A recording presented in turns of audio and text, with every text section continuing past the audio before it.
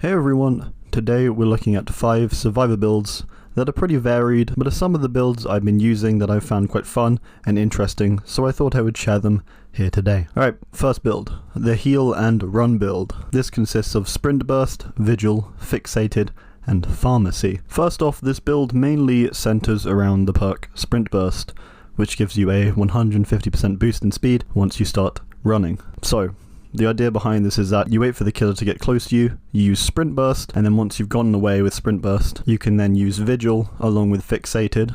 Vigil allows you to recover your exhaustion quicker, and obviously because you can only recover exhaustion when you're walking or crouching, fixated helps by allowing you to move slightly quicker whilst also recovering your exhaustion. Now the reason why we have pharmacy here is in case you get hit before you start your sprint burst, in which case you can run away while you're also recovering. You can go find a med kit out of a chest by using pharmacy, and because it's a green medkit, it's going to be a fast heal medkit too. Pharmacy may be a slightly odd pick maybe for this build, and obviously you can interchange that with whatever you want really, but I thought it made the build a little bit more unique, so I thought, hey, I'm going to put pharmacy in it. So yep, that's the build. Ideal for getting away quickly, healing up fast, and then recovering your sprint burst again, so you can get away quickly once more. Alright, second build, the I hate hooks build. This one's quite straightforward, and as you can probably guess, it's an anti-hook build, which consists of saboteur, breakout, boil over, and breakdown. Now we have saboteur there obviously for the start off,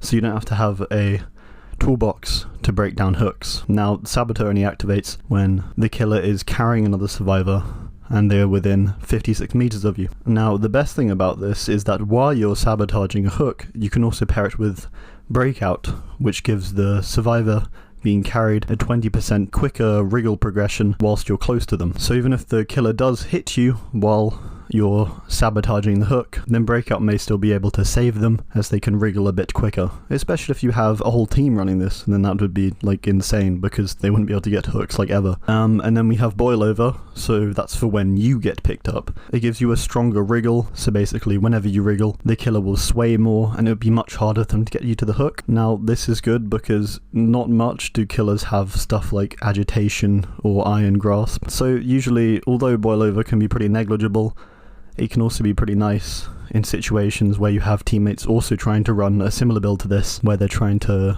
stop you from being hooked and get you out from the killer's grasp. Breakdown is good because it's basically a free hook break. Whenever you get saved from hook, the hook breaks and you can run off and you're free basically. This is perfect when paired with stuff like boil over and breakout. It means if another person gets picked up by the broken hook, then the killer has to go further. They're also going to have the increased wriggle effect alongside breakout speeds, making it much harder for them to hook people. The generator Connoisseur build.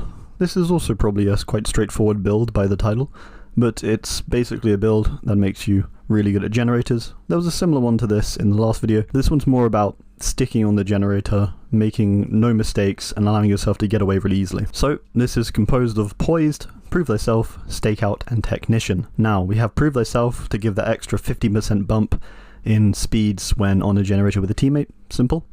Stakeout is there so that when killers pass and you're in the terror radius or you're hiding, you get some free tokens. Stakeout gives you tokens whenever you're in the killer's terror radius. These tokens convert a good skill check into a great skill check. A simple thing, but when you're on a generator, it can be really good and it can boost your speeds even if you're not hitting great skill checks. Finally, we have technician on there to reduce the range that you can be heard on, and also if you mess up a skill check, then the perk has a 50% chance of saving you. So basically all three of these perks combined are meant to just fix all the mistakes you can make on a generator, so hitting good skill checks or failing a skill check, reducing the range that you can be heard from, increasing its speeds. They're all working to basically improve your overall generator speed and efficiency. Finally, we have poised. Poised makes it so once a generator is completed, you leave no scratch marks. This is perfect. Once you've sped through the generator, you can run away and the killer will have no idea which direction you've gone in. Nice and simple, good generator build. Next up, we have the team player build. Now this build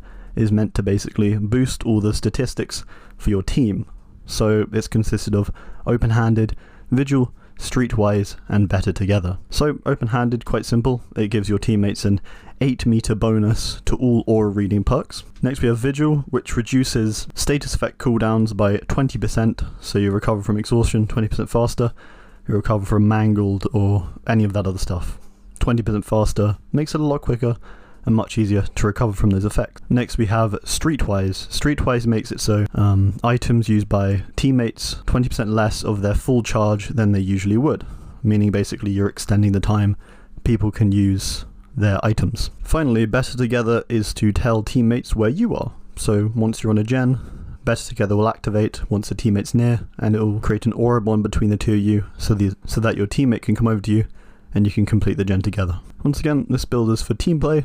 Nice to be helping out your team. Finally, we have the Last Man Standing build. This is a kind of selfish build to go against all the other ones.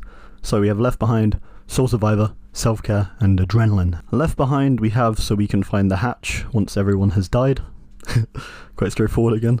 Soul Survivor is there so we can hide our aura easier when each teammate dies. This makes it easier for your personal survival, which is, you know, once again, it's a more selfish build, but it does make it easier for your own survival if the killer can't read your aura for an extra 24 meters. Next we have Self-Care, so you can go hide away. This works the best, and once your teammates are all gone and you don't have any medkits available, you can just Self-Care. Makes it a lot easier. Then we have Adrenaline. This is for if you can't find the hatch with Left Behind, you still have Adrenaline, which will boost your health over a health state once the hatch is closed, meaning you can still get away even if the hatch is closed. So yeah, overall, a little more selfish this build, but it can still work pretty effectively, especially if you have like a hatch challenge, or it can be viewed as that it can actually be quite altruistic. You get everyone else out, and then you stay behind, and you try and get out alone. Alright, well that's it. Thanks for watching. I do hope you enjoyed. Drop a comment. Tell me what your current builds are. Thanks, and goodbye.